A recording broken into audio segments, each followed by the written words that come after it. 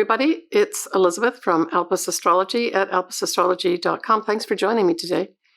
So today, this is my take on September 2022 astrology. And as per usual, I'm just giving you my take on what I see.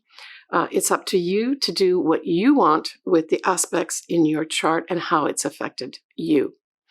So, when we look at September, I thought it was really interesting that by mid-month, literally, we will have all the outer planets will be retrograde and all the interpersonal planets will be direct. And for me, this said that the latter half of September is probably going to be a big time period where people make a lot of decisions and movement forward with regards to what anything to do with Venus and communications. Venus in particular, so we're talking about relationships. It could be friendships too. Love relationships, but also money, right? Venus is also money, and we also have our values, that type of thing. So look to mid-month for those folks that maybe do need to or want to make decisions to maybe get a more easily established change forward. So when we look, first of all, at the 4th of September this year, we are looking at Venus going direct. And Venus goes direct at 12 degrees of Leo.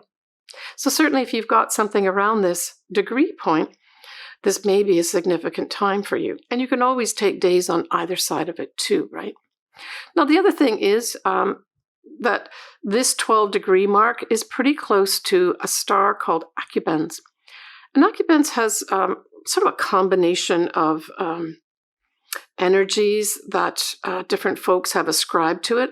But basically, I got out of it this whole word of perseverance.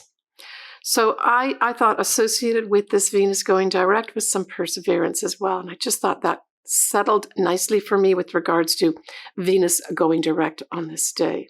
I also wanted to mention too that it's nice to hear other astrologers mentioning yods. You don't hear it that often, but I think I was the first one to mention it in January in my Venus retrograde in Leo video. The yod that was appearing basically around that 28 degree mark of Leo when Venus went retrograde. So anyway, a shout out to myself, I guess. Okay, so we've got Venus goes direct at the beginning, the first week of September. Now, next we have the new moon in Virgo. And I've just got to say, I really like this new moon. Now, I know there's some things going on with regards to Mercury being retrograde at this time. Mercury will be going retrograde at this new moon in Virgo. The new moon will be at 6:39 p.m. Pacific Daylight Time, and it will be at 21 Virgo, 58 minutes. And I wanted to put a shout out to my significant other, as well as editor Noah. His birthday is exactly on this day. So happy birthday, Noah. And a big happy birthday to my brother Philip, who has his birthday the day before. So both of these guys are going to be affected in a positive way of newness in their life for the following year. That's how it works. Now, we do have the ruler of Virgo, which of course is Mercury, is still retrograde, and it will be retrograde at about 8 degrees of Virgo. And of course, this is the degree point that Mercury will, in a few days, or actually the next day, go direct. So it really is just a matter of around, not even quite 24 hours of the new moon in Virgo that Mercury will go direct. So I really take this as a positive effect, even though technically Mercury is still retrograde at the new moon. Certainly the following day, I would say, is going to be excellent for maybe getting some information to come through. When we look at Mercury in Virgo, we're really talking about, sure, messages and communications, but ones of import, ones of significance. Something that means something. It's just not a lot of data. It's data that actually has some meaning behind it. And so for those folks that maybe were struggling with some kind of data, information, messages, that sort of thing, look to this day, the 15th, the day after the new moon, as perhaps some time period of clearing up and then continual clearing up for the rest of the month. All right, other things that we have at this new moon in Virgo include the moon and the sun trining retrograde Uranus. Well, this, I thought, even though it's retrograde, I love this trine. Trine always brings in favorable energy, right? It brings in easy energy. It's not difficult to do things. What is it not difficult to do? To change something, to do something new, right? Uranus is about change. Sure, it can be unexpected. So for those folks that were looking for a change to happen, this may be ushered in at this new moon. The other thing I thought as well was that because the moon and the sun are directly affected together, this could be also a more emotional, right? Emotional change at this time too, as well as perhaps a physical change, because the moon and the sun stand for different things, but they're together here at this trine. So I really like this idea of change for newness in our lives.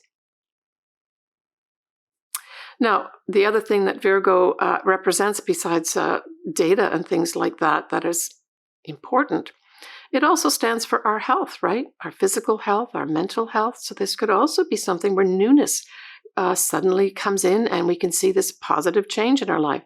It also has to do with service. So if there's any connection here with regards to service, say a job that you are applying for that has to do with service, this could unexpectedly usher that in for you too. Now we will have Venus squaring Jupiter.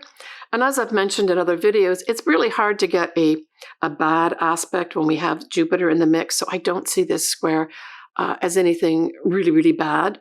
It can bring in, for some folks, a sort of passive way of thinking or being on this day of the new moon.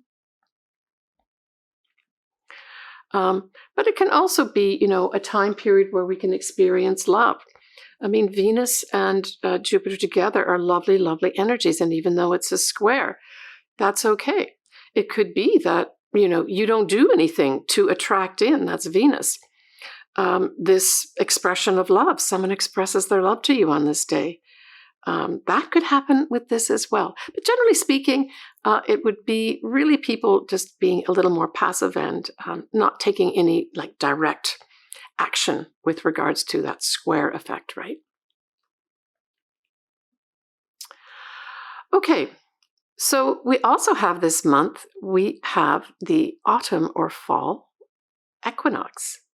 And that on Pacific Daylight Time is going to be on the 22nd of September this year.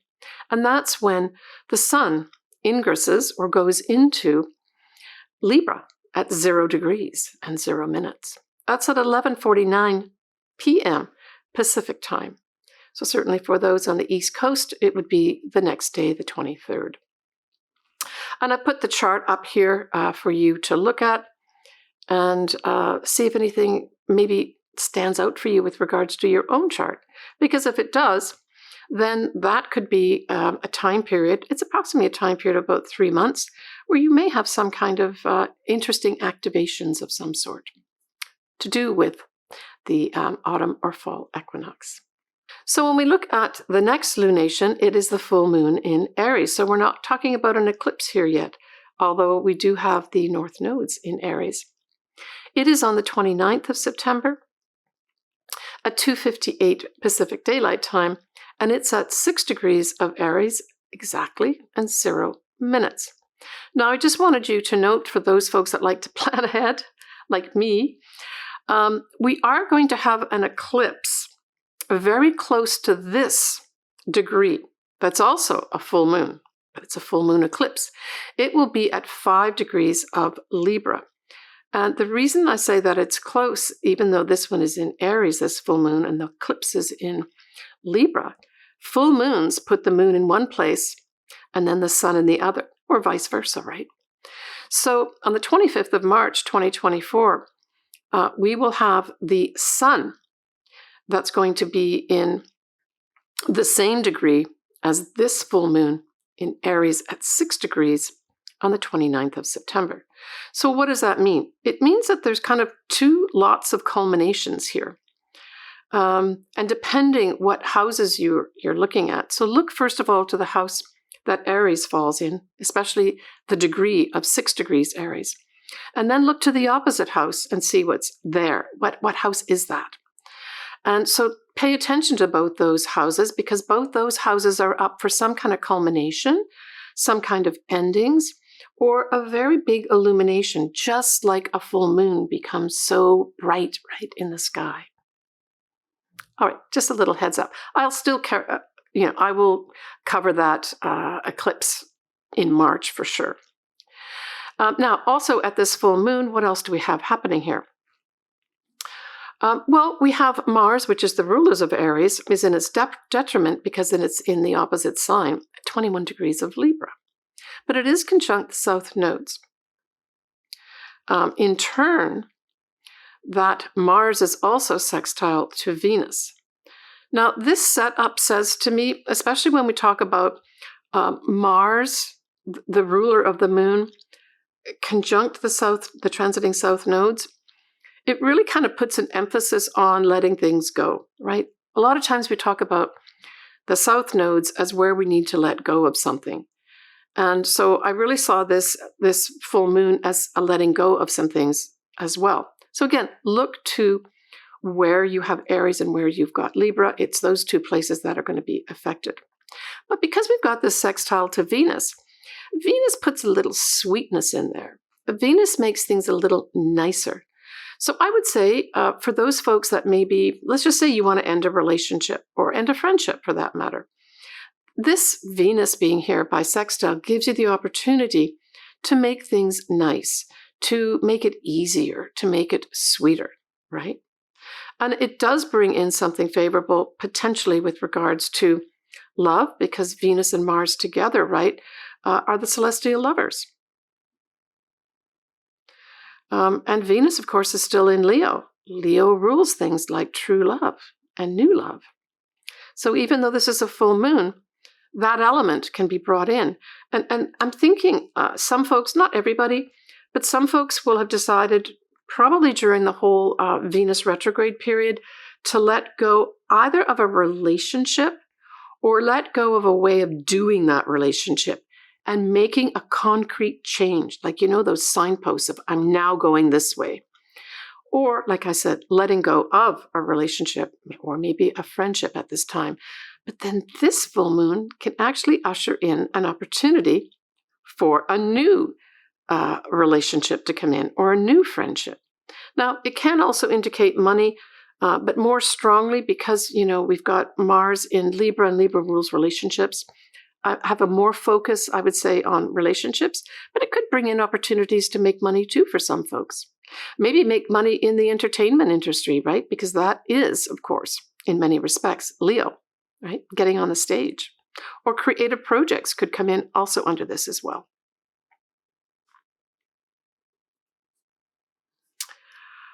Let me see what else. Yeah, I think that kind of covers what I wanted to cover. Mercury is going to be direct at this point.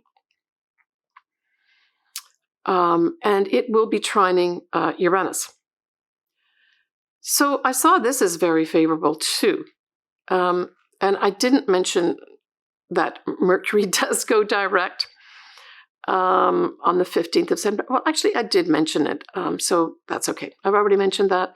What I'd like to do, though, is talk about this whole Mercury now direct. So that's positive messages, messages flowing freely, our thoughts working better. Widely trining Uranus says some kind of excitement here with regards to, if it's an inner thing, it's our inner thoughts become excited and sort of more motivated to do things, to change things. You can maybe get these thoughts about, hey, I can see how I can make these changes now in whatever area of your life. This can also bring in just straight positive change, right? Just generally speaking. So for those folks that were maybe affected by this whole Mercury retrograde, now that we've got it direct at this full moon, this could be a positive time of favorable change that comes unexpectedly And maybe it's unexpectedly in our thoughts. We get a little bit of an aha or an enlightenment of some sort, or we get a message out of the blue coming through that is really positive because it facilitates this change that we want to make. And in Aries, we're talking about a change.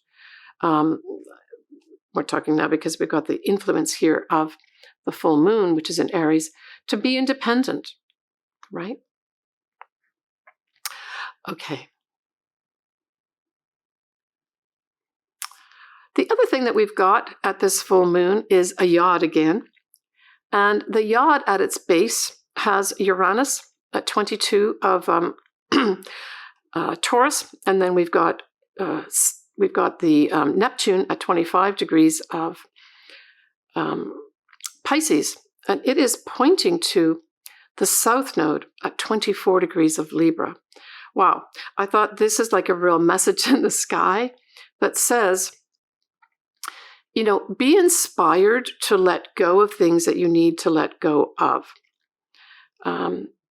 Now, when we talk about Libra, which is what this whole yod is pointing to, and it being the south nodes, it's like the path we've been taking with regards to relationships, with regards to friendships, our social, the way we act socially, that type of thing, diplomatic type stuff. It says to me with this yod that there's an opportunity here to let go of the way you were doing those. Now with Neptune, it's kind of like a philosophy. So it might be tied in here with a philosophy that we need to think outside the box. We need to make change. And that's the element of Uranus here. Okay, I hope that helps you.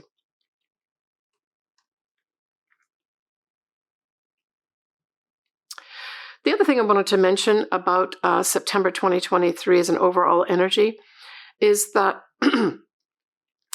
Pluto moves to 27 degrees of Capricorn, and it stays there all of October at that degree as well, but it will be retrograde. So this is more inward transformation. So I saw this as a positive thing in the sense of Pluto's all about, you know, transforming ourselves. It's about seeing the truth.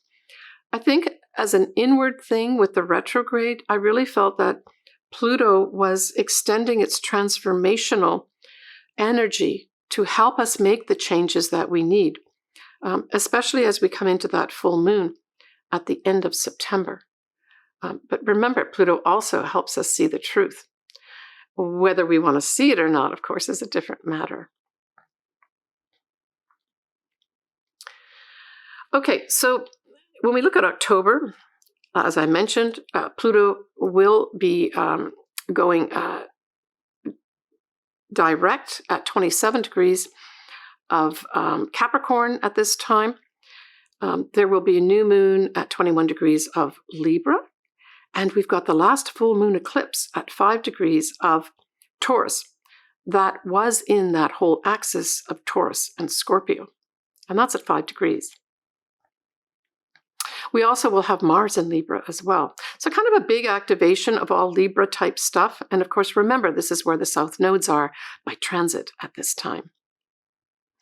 I wanted to mention that when I reach 10,000 subscribers, which will hopefully be soon, I've decided I will do my first live video. So what do you need to do as a viewer or subscriber? You definitely need to be subscribed to my channel to get notification of this, but you also have to hit that bell. By hitting the bell as well as subscribing, it sends you all the updates and notifications, including the live YouTube that I will be doing when I reach that 10,000 mark. But I will do my best to reach out to people and let people know. But that is what I've decided to do for my viewers and my clients when I reach that 10K subscriber. If you see the 10,000 mark come up on my subscribers, you know that I will shortly be doing a live video with everyone. I haven't decided what the actual subject's going to be. Obviously, it's going to be astrology, but I might just leave it wide open with regards to people reading their charts, because it seems to me that's the most difficult thing for a lot of people. And so I think that's probably what I'll focus on, something to do with reading your chart and how to more easily read your chart as an individual without relying on people like me. All right, folks, let's move on now to the individual signs and ascendants. All right, for Gemini. So Gemini, that new moon in Virgo, as well as the Mercury retrograde and direct in Virgo, squares your sign, and it involves the fourth house. And so the fourth house really represents things like your home. It represents your mother, and by extension, your family. It also represents your habits. So this is a new start for you here, Gemini, and I would say that there may be a new start. Maybe you've moved into a new home, or you've rented in a new apartment. That type of thing could be up for you. But it's a square, so it means that there has to be some adjustments of some sort, and it may involve the family or your mother, where you have to make some adjustments to get this new start happening. It doesn't mean it won't happen, and certainly once Mercury goes direct mid-month, Gemini, I would say if there's been any miscommunications or misunderstandings, they will be cleared up from like the 15th of September onwards, because Mercury will be direct at that time. So just look at the square as, you're going to have some challenges, and that you just have to work with them and think outside the box. When we look at that full moon in Aries, well, it sextiles your sign, Gemini, and it involves the 11th house. So this says to me that there may be some opportunities here to maybe end some friendships at this time, or end some associations with some groups that you're with. But it's a sextile, so it gives you opportunities here, right? Now, the other thing is that whole area of the 11th house is your hopes and wishes. So it might be for some Gemini that you decide to have an opportunity to reflect on what your hopes and wishes have been up to now, and maybe you decide to change some of them at this time. For those folks that have their own business, this could be an opportunity to maybe end some source of income that you've got coming in, and maybe get some new ones coming in for you if you've got your own business, because the 11th house can represent the money that comes in from your own business.